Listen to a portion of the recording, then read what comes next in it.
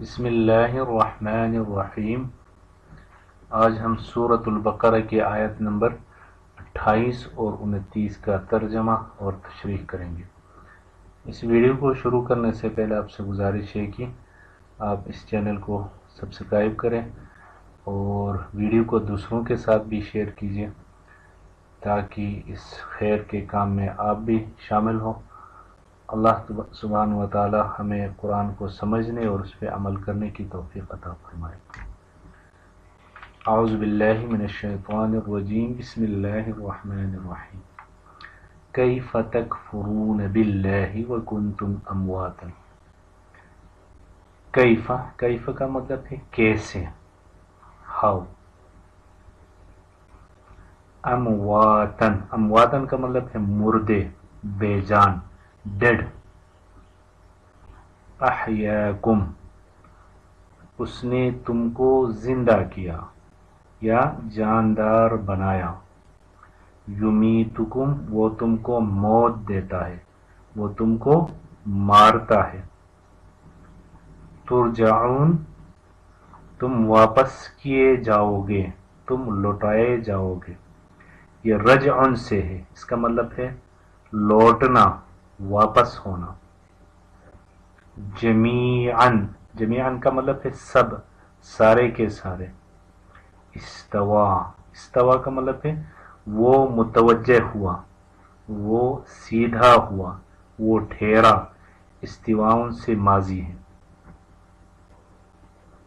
سواہن، سوا اس نے پورا بنایا، اس نے ٹھیک بنایا، اس نے برابر کیا۔ یہ تسویت ان سے ماضی ہے۔ تو اللہ سبحانہ و تعالیٰ فرما رہے کیف تکفرون باللہ وکنتم امواتا، بھلا تم کیسے، کیف کیسے کفر کا راستہ اختیار کر سکتے ہو اللہ کے ساتھ، حالانکہ وکنتم امواتا، تم بے جان تھے، مردے تھے۔ فَأَحْيَاكُمْ، اسی نے تمہیں زندہ کیا، تمہیں زندگی بخشی۔ ثُمَّ يُمِيتُكُمْ، پھر وہی تمہیں موت دے گا۔ ثُمَّ يُحْيِيكُمْ، پھر وہی تمہیں زندہ کرے گا۔ ثُمَّ، پھر إِلَيْهِ تُرْجَعُونَ، اسی کے پاس تم لوٹ کر جاؤ گے۔ ثُمَّ إِلَيْهِ، پھر اسی کے پاس ترجعون، تم لوٹ کے جاؤ گے۔ هُوَ الَّذِي خَلَقَ لَكُم مَّا فِي الْأَرْضِ جَمِيعًا، هُوَ الَّذِي، وہی اللہ جس نے پیدا کیا تمہارے لیے ما فی الارض جمیعا، زمین میں جو کچھ ہے، زمین میں جو کچھ ہے اس نے تمہارے لیے پیدا کیا۔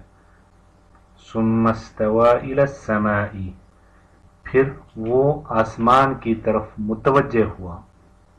فسواہن سبع سماوات، پھر ان کو 7 آسمانوں کی شکل میں ٹھیک بنایا۔ سواہن، ٹھیک بنایا، پورا بنایا۔ وَهُوَ بِكُلِّ شَيْءٍ عَلِيمٌ، وہ ہر چیز کا پورا علم رکھنے والا ہے، مکمل علم رکھنے والا ہے۔ تو اللہ سبحانہ و تعالی یہاں پہ فرما رہے کیف تکفرون، کیف تکفرون، کیف کیسے تم کفر کا راستہ اختیار کر سکتے ہو۔ تو یہ کیسے، یہ جو استفہام ہے یا سوال ہے، یہ تعجب اور حیرانگی کے اظہار کے لیے ہے کہ تم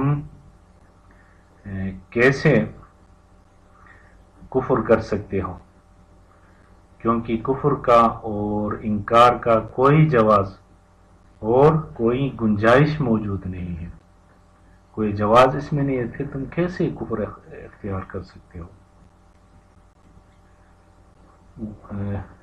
وَكُنْتُمْ أَمْوَاتًا، وَكُنْتُمْ أَمْوَاتًا، اس حال میں کہ تم بے جان تھے۔ تو یہ ان کے کفر کے باطل ہونے کی ایک دلیل ہے، کیونکہ وہ ایسے رب کے ساتھ کیسے کفر کر سکتے ہیں جس نے ان کو پیدا کیا، اس حال میں پیدا کیا کہ وہ بے جان تھے، ان کا کوئی وجود نہیں تھا۔ ثم یمیتکم ثم یحییکم، تو پھر وہ تمہیں مار دے گا اور پھر زندہ کرے گا، پھر تم اسی کی طرف لوٹ کر جاؤ گے۔ تو زندے کو مارنا اور مردے کو زندہ کرنا، یہ دونوں اللہ سبحانہ و تعالیٰ کے وجود اور اس کی قدرت پہ دلالت کرتے ہیں۔